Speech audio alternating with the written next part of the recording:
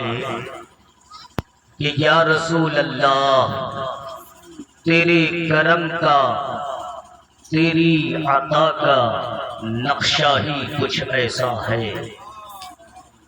تیرے کرم کا تیری عطا کا نقشہ ہی کچھ ایسا ہے، تیرے کرم کا تیری عطا کا نقشہ ہی کچھ ایسا ہے، سب کے دامن بھر جاتے ہیں صدقہ ہی کچھ ایسا ہے، سب کے دامن بھر جاتے ہیں صدقہ ہی کچھ ایسا ہے، اور نور مجسم آپ کا روئے زیبا ہی کچھ ایسا ہے، نور مجسم آپ کا روئے زیبا ہی کچھ ایسا ہے،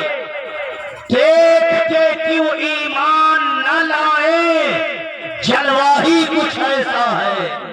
دیکھ کے کیوں ایمان نہ لائے جلوہ ہی کچھ ایسا ہے، اور اونچے اونچے تاجوروں کے سرخم ہیں ان کے قدموں پر، اونچے اونچے تاجوروں کے سرخم ہیں ان کے قدموں پر، آل نبی کے گھر والوں کا رتبہ ہی کچھ ایسا ہے، آل نبی کے گھر والوں کا رتبہ ہی کچھ ایسا ہے، اور بڑا ہی ایمانی اور انقلابی شعر دیکھیں کہ ساری دنیا کو یکجا کر لو تول نہ پاؤ گے پھر بھی، ساری دنیا کو یکجا کر لو تول نہ پاؤ گے پھر بھی، کربل میں شبیر کا لوگو سجدہ ہی کچھ ایسا، ساری دنیا کو یکجا کر لو تول نہ پاؤ گے پھر بھی، کربل میں شبیر کا لوگو سجدہ ہی کچھ ایسا ہے۔ آئیے عقیدت و محبت کے ساتھ اپنے اور سارے جہان کے مرکزی عقیدت نبی رحمت سید عالم نور مجسم، گردوں کو تھامنے والے آقا، ڈوبتوں کو تیرانے والے مصطفیٰ، صبح کائنات کے شمس الضحیٰ، شام کائنات کے بدر الدجا، ہم غریبوں کے غم گسار، کل نبیوں کے سردار، شاہ ذی وقار، کونین کے مالک و مختار، دونوں عالم کے تاجدار، سرور کونین، سلطان دارین، رحمت عالم نور مجسم، مالک ہفت آسمان، نازش ہر دو جہاں، سیاہ لامکان، ہم سب کے آقا و داتا جناب محمد رسول اللہ صلی اللہ تعالی علیہ وسلم کے دربار گوہربار میں عقیدت و محبت کے ساتھ ہدیہ درود شریف کا نذرانہ محبت پیش کریں، پڑھیں اللہم صلی علی سیدنا و شفیعنا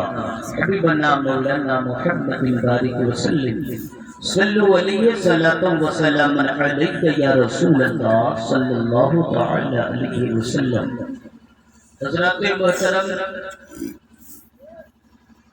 مفتی مظفر حسین صاحب قبلہ نے سرکار اعلیٰ حضرت کے اشعار کا ایک مصرع پڑھا، ذہن میں ایک سوال پیدا ہوا۔ انہوں نے پڑھا، حاجیو آؤ شہنشاہ کا روضہ دیکھو، پڑھا ابھی مجھ سے پیشتر، حاجیو آؤ شہنشاہ کا روضہ دیکھو، کعبہ تو دیکھ چکے، آؤ کعبے کا کعبہ دیکھو، اور آب زمزم تو پیا خوب بجھائی پیاسے، آب زمزم تو پیا خوب بجھائی پیاسے، آؤ اب جود و شہ کوثر کا بھی دریا دیکھو۔ ذہن پہ ایک سوال پیدا ہوا، سرکار اعلیٰ حضرت اپنے کلام میں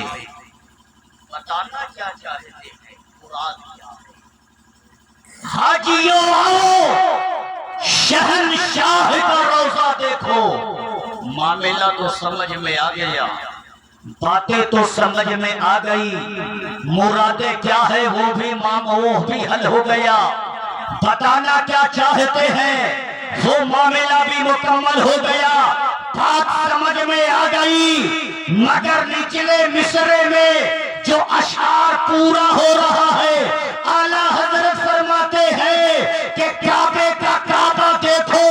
کعبے کے کعبہ سے مراد کیا ہے؟ ہم نے عالم تصور میں، ہم نے عالم خیال میں، ہم نے پوچھا، سوال کیا، اے سیدی اعلیٰ حضرت آپ ہی فیصلہ فرمائے، آپ بتانا کیا چاہتے ہیں؟ یہ کعبے کے کعبہ سے مراد کیا ہے؟ کعبے کے کعبہ سے یہ مطلب کیا ہے؟ اس کا معنی کیا ہے؟ اس کے مفاہیم کیا ہے؟ اس کے مطالب کیا ہے؟ کعبے کے کعبہ سے مراد کیا ہے؟ اعلیٰ حضرت کی بارگاہ میں ہم نے استغاثہ پیش کیا، حضور سیدی اعلیٰ حضرت آپ ہی فیصلہ فرمائے، آپ امام اہل سنت ہے، اہل سنت کے تاجدار ہے، اہل سنت کے پیشوا ہے، کعبے کے کعبے سے، کعبے کے کعبہ سے مراد کیا ہے؟ آپ بتانا چاہتے کیا ہے؟ اس لیے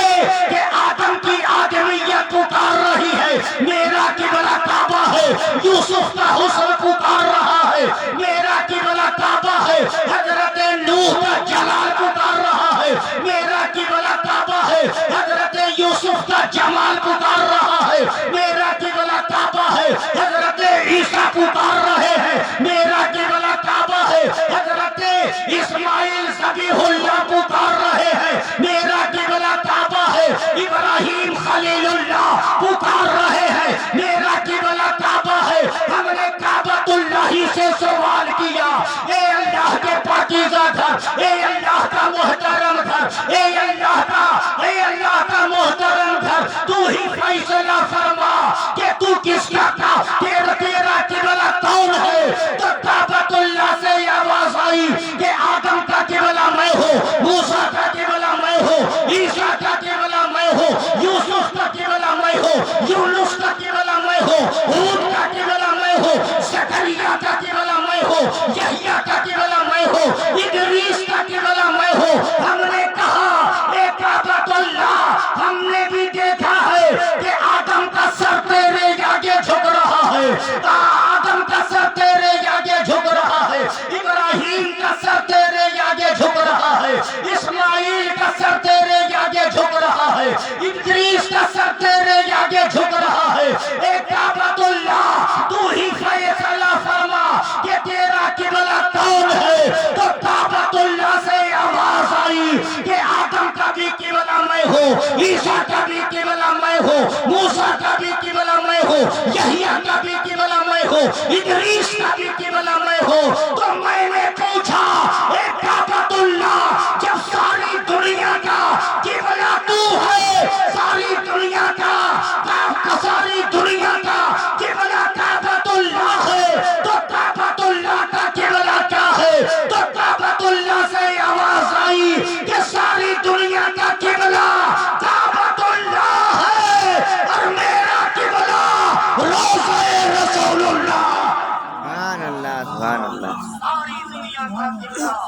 کعبۃ اللہ ہے، میرا قبلہ روضہ رسول اللہ ہے۔ شاعر نے کہا تھا کہ سب نے تو سر جھکائے ہیں کعبہ کے سامنے، سب نے تو سر جھکایا ہے کعبہ کے سامنے، اور کعبہ جھکا ہوا ہے گنبد خضرا کے سامنے، کعبہ جھکا ہوا ہے گنبد خضرا کے سامنے۔ بس تقریر بات آپ ملائکہ فرمائے چکے، بڑی مشہور و معروف اور بڑے جلیل القدر شخصیت، بلکہ یہ کہا جائے جماعت اہل سنت کا بے باک خطیب، لاجواب خطیب، بے مثال خطیب، بے نظیر خطیب، جامع معقول و منقول، استاذ العلماء، محبوب العلماء، حضرت اللہ حضرت مولانا کمال الدین صاحب کی خطاب نایاب سے ہمیں آپ کو سارے لوگوں کو بہرابر ہونا ہے۔ بس آخری چیز، اللہ کے ولیوں کی شان آپ ملاحظہ فرما رہے تھے، اللہ نے اپنے اولیاء کو بڑا مقام اور بڑا رتبہ سے نوازا ہے۔ یہ اس کی مہربانی ہے، یہ اس کا فضل ہے، یہ اس کا کرم ہے۔ بس ایک جھلک دکھاؤں، بہت دور کا معاملہ نہیں ہے، بلکہ شہر مظفر پور جو بہار کی سرزمین کے ہے، اور بہت دنوں کا بھی معاملہ نہیں ہے، بلکہ 50 60 سال 70 سال اس سے بیشتر کا معاملہ ہے۔ ایک بزرگ گزری، اور کریں آپ، اللہ نے دولت دی، اللہ نے وسعت دی، اللہ نے صلاحیت و قدرت عطا فرمائی۔ آپ حج و عمرہ کی بیش بہا نعمتوں سے، اس کی برکتوں سے اپنے قلوب کو منور و مجلہ فرما رہے ہیں۔ یہ بڑی خوش نصیبی کی بات ہے۔ مگر دیکھیں، اس شہر مظفر پور کی سرزمین پہ ایک بزرگ ہیں جن کا نام اسم گرامی ویسے عام طور پہ لوگ سرکاری سرکاہی کے نام سے جانتے ہیں، اور اگر نام لیا جائے تو سرکاری تیغ علی شاہ رحمت اللہ تعالیٰ علیہ قربان جائے۔ سرکار تیغ علی شاہ رحمت اللہ تعالیٰ علیہ کا ارادہ ہوا ایک مرید سے ملاقات کا۔ اور کریں آپ زندگی کے مرحلے میں کن کن برائیوں کا ہم اور آپ انجام دے رہے ہیں، کن کن برائیوں سے اپنے آپ کو ہم نے گھیر رکھا ہے۔ دیکھیں، اللہ والوں کی شان ایسے بلند نہیں، ان کا تقوی، ان کی پرہیزگاری، ان کا مجاہدہ، اور ان کی عبادت و ریاست، اور ان کی شب و روز مرہ کی زندگی کے جو لمحات ہیں وہ کیسے گزر رہے ہیں۔ سرکار تیغ علی شاہ رحمت اللہ تعالیٰ علیہ نے ارادہ فرمایا ایک مرید کے گھر جا کر کے ملاقات کریں۔ ایک گھوڑے پہ سوار وصولے والا جناب والا ہوتے ہیں۔ ہونے کے بعد جب اپنے مرید کے یہاں پہنچے تو پہنچنے کے بعد آپ نے ارشاد فرمایا کہ اے میرے مرید، اس نوجوان سے کہا کہ لاؤ میرے لیے لوٹے میں پانی کا انتظام کرو، میرے لیے پانی کا اہتمام کرو۔ چونکہ طہارت حاصل کرنا چاہتے تھے، وضو فرمانا چاہتے تھے، آپ نے پانی طلب کیا، آپ نے پانی منگوایا۔ مرید نے فوراً اپنے پیر کی، اپنے مرشد کے حکم کی تعمیل کرتے ہوئے لوٹے میں، پیالے میں جو میسر برتن تھا اس وقت وہ لے کر کے حاضر خدمت کیا۔ اس کے بعد سرکار تیغ علی شاہ رحمت اللہ تعالیٰ علیہ اپنے مرید سے فرماتے ہیں کہ دروازے پہ میری جو سواری ہے،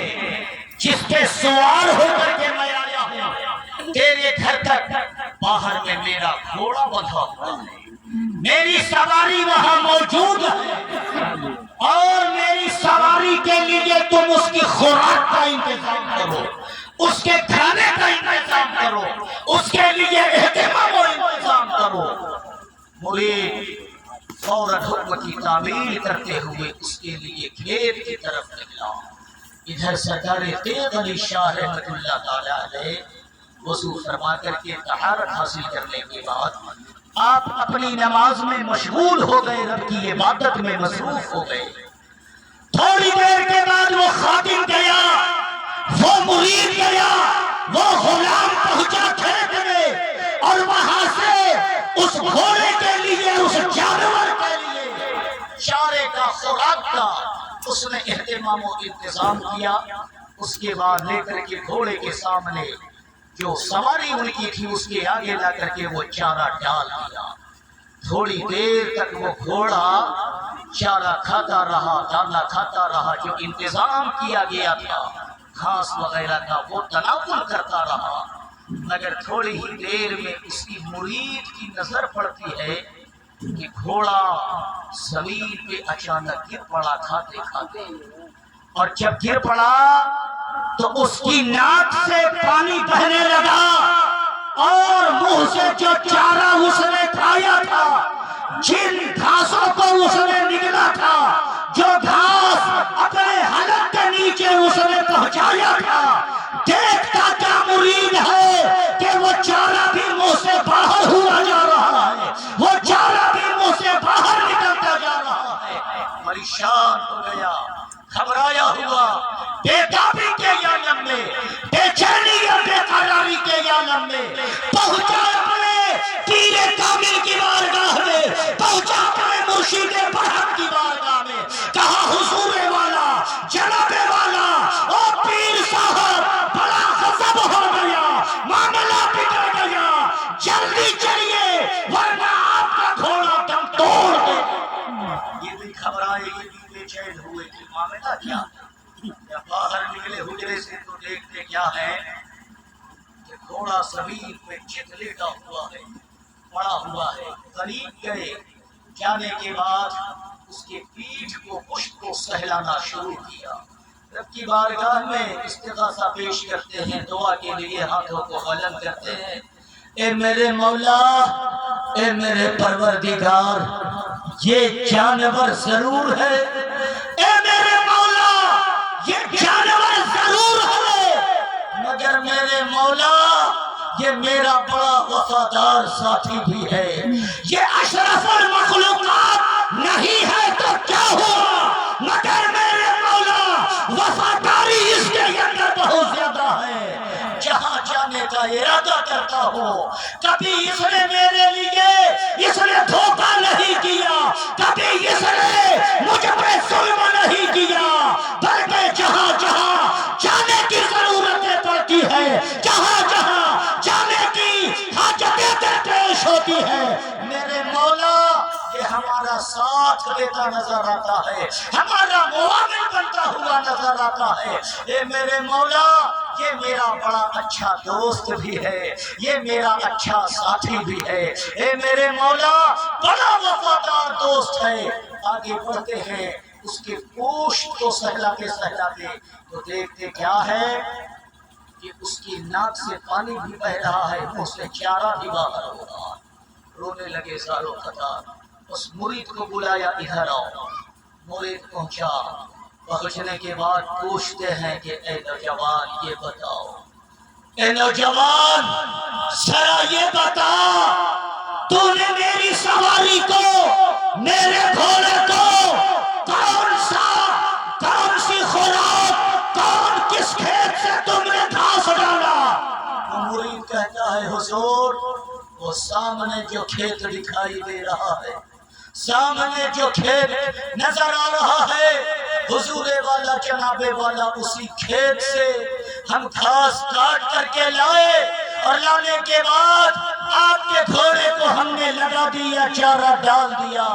حضور والا فرماتے ہیں، حضرت تیغ علی شاہ رحمت اللہ تعالی علیہ فرماتے ہیں کہ وہ نوجوان، وہ سامنے والا کھیت کس کا ہے؟ تمہارا ہے۔ وہ مرید کہتا نہیں حضور وہ کھیت میرا نہیں، اسی آبادی میں ایک آدمی کا وہ کھیت ہے۔ تو حضور تیغ علی شاہ رحمت اللہ تعالی علیہ ارشاد فرماتے ہیں کہ صاحب کھیت سے تم نے پرمیشن لیا تھا، تم نے اجازت لی تھی، تو نے اس سے پوچھا تھا کہ تم نے گھاس کاٹا ہے، تم نے چارہ وہاں سے لیا ہے، کیا تم نے صاحب کھیت سے اجازت لی تھی؟ وہ مرید کہتا ہے نہیں سرکار، نہیں حضور، ہم نے جس کا کھیت ہے اس سے دریافت نہیں کیا، اس سے کوئی اجازت نہیں لی، اس سے کوئی پرمیشن نہیں لیا۔ تو سرکار تیغ علی شاہ رحمت اللہ تعالی علیہ ارشاد فرماتے ہیں کہ او نوجوان سنو، اے جس طرح تیغ علی حرام کا لقمہ حلق سے نیچے نہیں اترنے دیتا، تیغ علی کا گھوڑا بھی اپنے پیٹ میں حرام کا لقمہ نہیں جانے دیتا، حرام کا لقمہ نہیں جانے دیتا۔ جس طرح تیغ علی شاہ حرام کا لقمہ نہیں کھاتا، اسی طرح تیغ علی کا گھوڑا بھی حرام کا دانہ نہیں کھاتا۔ اس لیے گزارش ہے آپ تمام حضرات سے، روزگار کریں، کاروبار کریں، دھندا کریں، تجارت کریں، مگر رزق حلال تلاشیں، رزق حلال تلاشیں۔ دعا کرتے ہیں مولا تعالیٰ کی بارگاہ میں صاحب خانہ علی جناب قمر الدین صاحب قبلہ میں اور ان کے تمام تر شہزادوں نے جس حوصلے اور جس ہمت و صلاحیت کے ساتھ اور جس جوش و عقیدت کے ساتھ مسرت و شادمانی کے ساتھ جس کو احتشام کے ساتھ اس محفل نور کا انعقاد فرمایا، مولا تعالیٰ اس محفل نور کو شرف قبولیت کا درجہ عطا فرمائے، اور مولا تعالیٰ اس محفل نور کو ان کے خاندان کے تمام مرحومین کے لیے توشہ آخرت بنا دے۔ جتنے لوگ اس محفل نور میں حاضر ہیں، مولا تعالیٰ ہم سارے لوگوں کی مشترکہ حاضری کو قبول عطا فرمائے، اور اس حاضری کے صدقے ہم سارے لوگوں کو دربار رسول کی حاضری نصیب عطا فرمائے۔ وآخر دعوانا الحمدللہ۔